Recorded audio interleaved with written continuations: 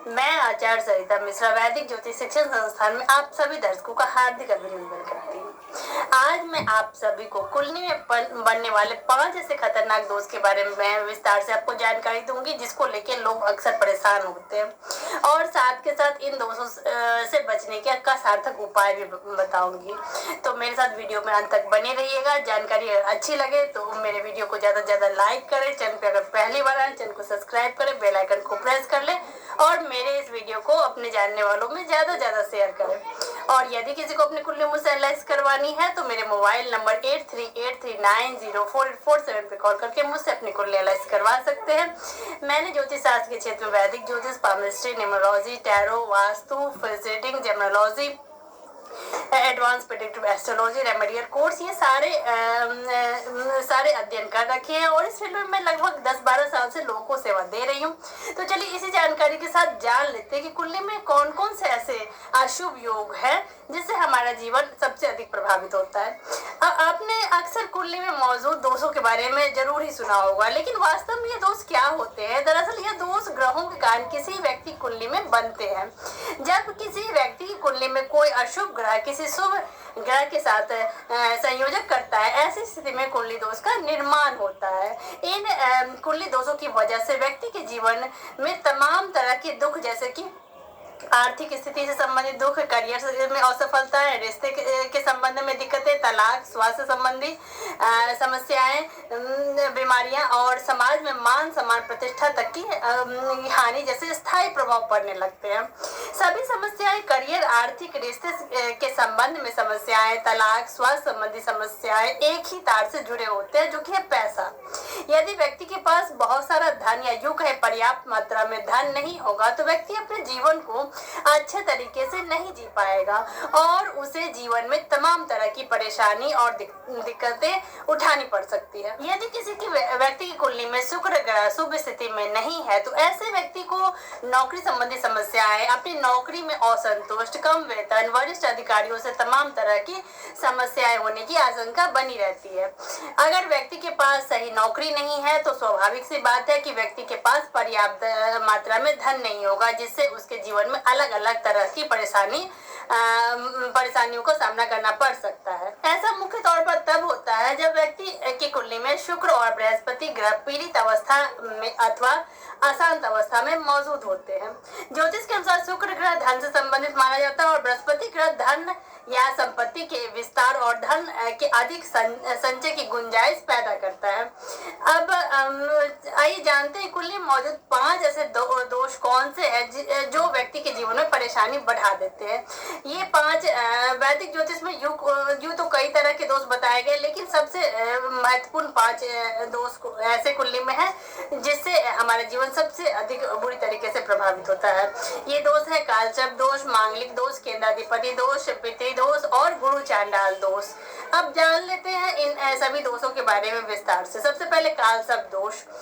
कुंडली में कालसर्प दोष राहु और केतु के नोट्स के कारण होता है। इसके अलावा इसका एक अर्थ यह भी है कि यदि सभी 7 प्रमुख ग्रह राहु और केतु की दूरी के भीतर होते हैं तो व्यक्ति की में कालसर्प दोष उत्पन्न होता है। और सभी 7 प्रमुख ग्रह नौकरी, धन, व्यक्तिगत जीवन, विवाह और स्वास्थ्य आदि क्षेत्रों में किसी व्यक्ति के लिए प्रभावी परिणाम देने में असफल रहता है। तो आइए आज हम आपको वैदिक ज्योतिष के माध्यम से कालसर्प दोष के बारे में जानकारी देंगे कि आपकी कुंडली में यह दोष है या नहीं। साथ ही इस दोष के निवारण के उपाय और अन्य छोटी बड़ी सभी जानकारी आपको यहाँ मैं दूंगी। यहाँ 7 प्रमुख ग्रह का अर्थ है सूर्य ग्रह, चंद्रमा ग्रह, मंगल ग्रह, बुध ग्रह, बृहस्पति ग्रह, शुक्र ग्रह और शनि ग्रह। ये सारे दोष विवाहित जातकों के जीवन में दुष्परिणाम पैदा करते हैं। शुरुआत में तो वैवाहिक जीवन शानदार और अच्छा प्रतीत हो सकता है, लेकिन जैसे जैसे समय बीतता है रिश्ते में प्यार की जगह तर्क वितर्क लेने लगता है। रिश्ते में अहंकार संबंधित मुद्दे उत्पन्न होने लगते हैं और इस तरह से खुशहाल वैवाहिक जीवन धीरे धीरे खत्म हो जाता है। उदाहरण के तौर पर समझाएं तो यदि किसी व्यक्ति का लगन मकर है और उसके लगन भाव में राहु और सातवें भाव में केतु है और अन्य प्रमुख ग्रह राहु और केतु की दूरी के भीतर है तो इसे दाम्पत्य जीवन में पार्टनर के बीच रिश्ते में असफलताएं और व्यक्तिगत व्यवसाय से संबंधित लोगों के जीवन में समस्याएं पैदा होने की आशंका बढ़ जाती है। सातवां भाव बिजनेस के लिए जाना जाता है, क्योंकि अगर बात करें नौकरी की तो इस दोष का प्रतिकूल प्रभाव 10वें भाव पर पड़ेगा। ज्योतिष शास्त्र के अनुसार 10वां भाव नौकरी और प्रतिष्ठा के लिए माना जाता है।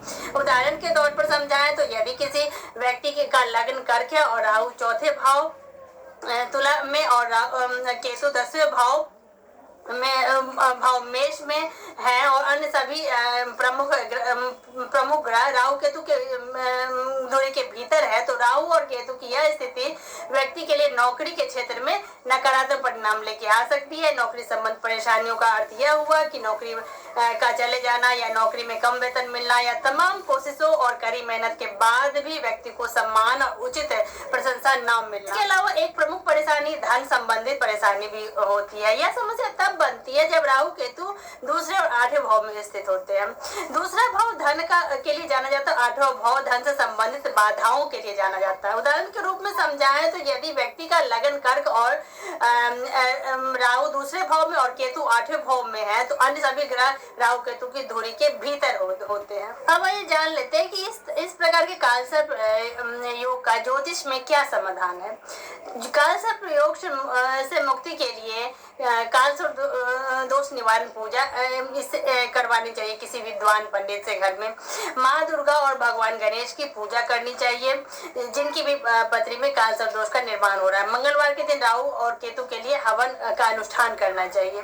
हनुमान चालीसा का पाठ करना चाहिए ऐसे जातकों को जिनकी कुंडली में कालसर्प दोष का निर्माण हो रहा है। कालसर्प दोष निवारण के लिए दुर्गा चालीसा का पाठ भी फलदायी साबित होता है। अब जानते हैं कि दूसरा अशुभ कुंडली में बनने वाला दोष कौन सा है? मांगलिक दोष। मांगलिक दोष को वैदिक ज्योतिष में बेहद ही महत्वपूर्ण दोष माना जाता है और यह दोष रिश्ते में तनाव की वजह से बनता है। यहाँ ज्योतिष के अनुसार शुक्र ग्रह प्रेम और विवाह के लिए माने जाते हैं, वही मंगल ग्रह विवाहित जोड़ों के बीच रिश्ते के लिए जाना जाता है। अब जान लेते हैं कि कुंडली में मांगलिक दोष का निर्माण कैसे होता है।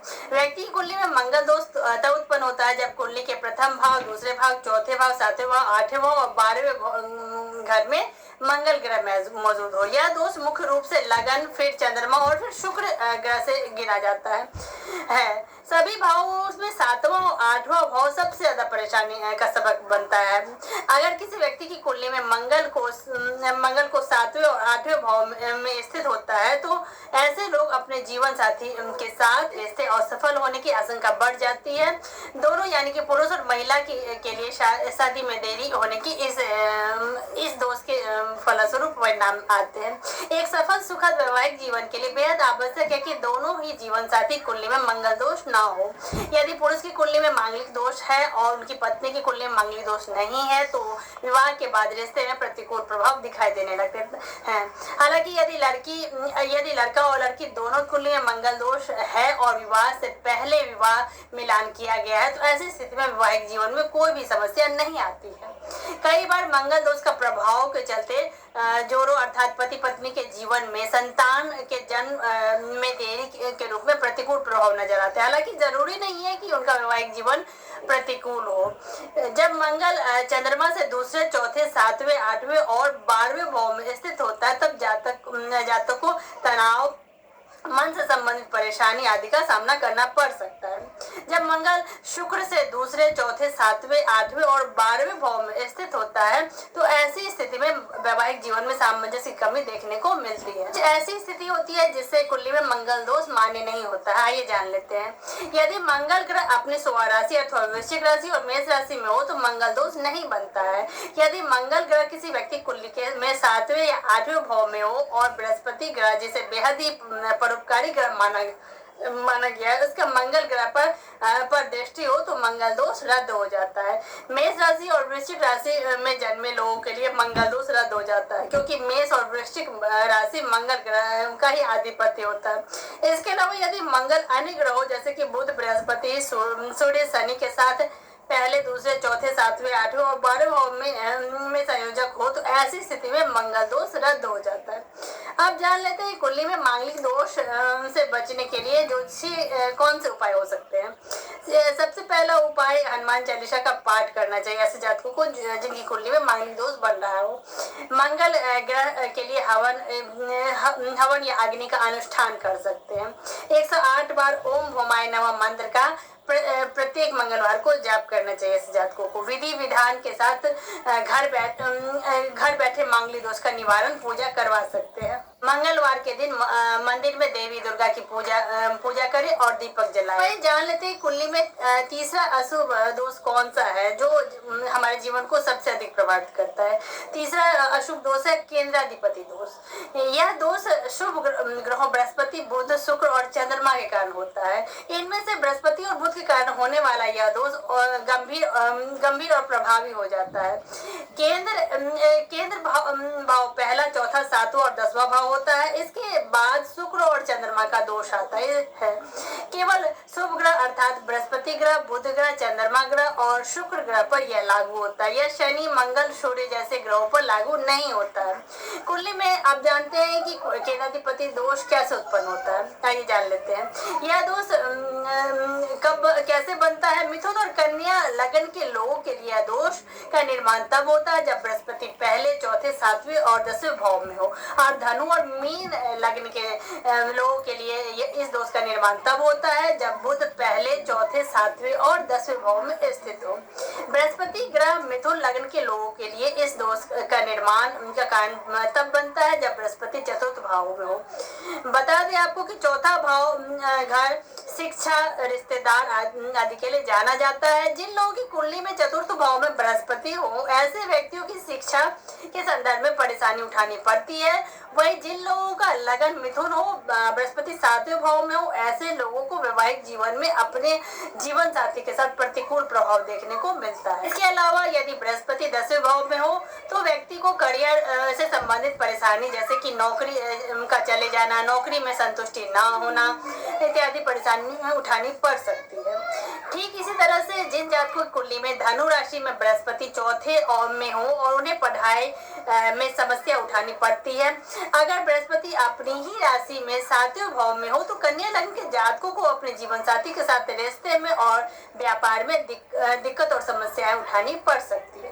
जिन लोगों का लग्न धनु और मीन हो उनके लिए बुध ग्रह इस दोष का निर्माण करता है। उदाहरण के तौर पर समझाएं तो जिन लोगों का लग्न धनु और उनकी कुंडली में बुध चतुर्थ भाव में हो और मीन राशि के लिए बुध दुर्बल अवस्था में हो तो ऐसी स्थिति में बुध व्यक्ति को क्या परिणाम प्रदान कर सकता है। जिन लोगों की कुंडली में बुध चतुर्थ भाव में हो ऐसे लोगों को पढ़ाई संबंधी परेशानी, शिक्षा की हानि और गंभीर असफलताओं को झेलना पड़ सकता है। जब धनु लग्न के जातकों की कुंडली में बुध 7वें भाव में हो तब ऐसी स्थिति में व्यक्ति को रिश्ते संबंधी समस्याएं और अपने जीवन साथी के साथ अलगाव तक के गंभीर परिणाम उठाने पड़ सकते हैं। इसके अलावा बुध ग्रह जब मिथुन राशि के लिए चतुर्थ भाव और कन्या राशि के लिए 7वें भाव में स्थित हो तो ऐसी स्थिति में समस्या दोगुनी बढ़ जाती है क्योंकि यह अपनी ही राशि पर कब्जा कर लेता है। मीन राशि के लोगों को परिवार संबंधित मुद्दों जैसे कि जीवन साथी के साथ परेशानी उठानी पड़ सकती है। अब आइए जान लेते हैं केंद्राधिपति दोष निवारण के ज्योतिषी में क्या इसका उपाय है।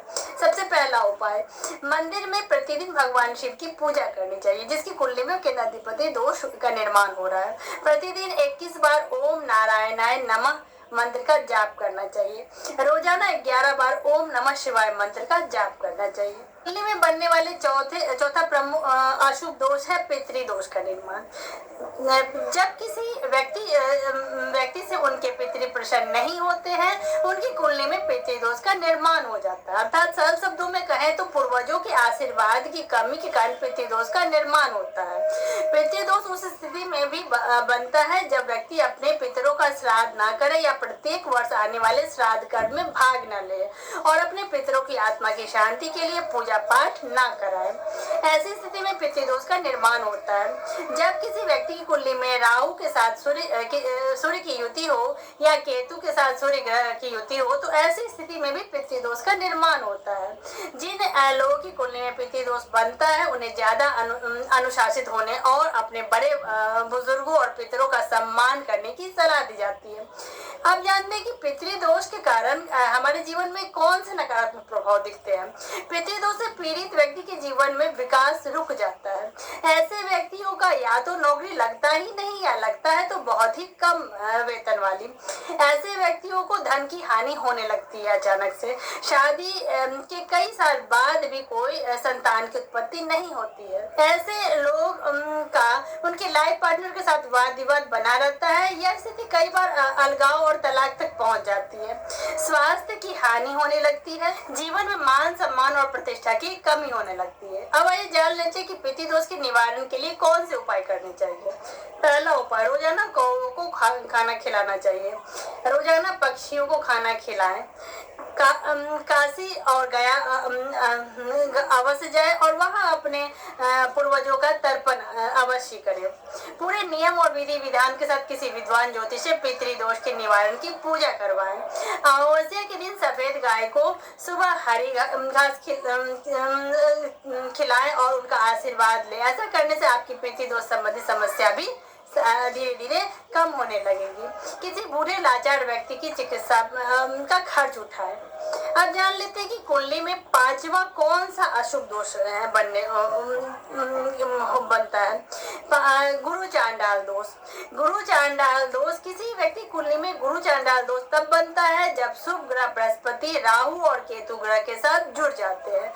इस दोष के प्रभाव से व्यक्ति के जीवन में असुरक्षा की भावना और अशांति की भावना बढ़ने लगती है। गुरु चांडाल दोष से पीड़ित व्यक्ति के जीवन में विकास रुक जाता है।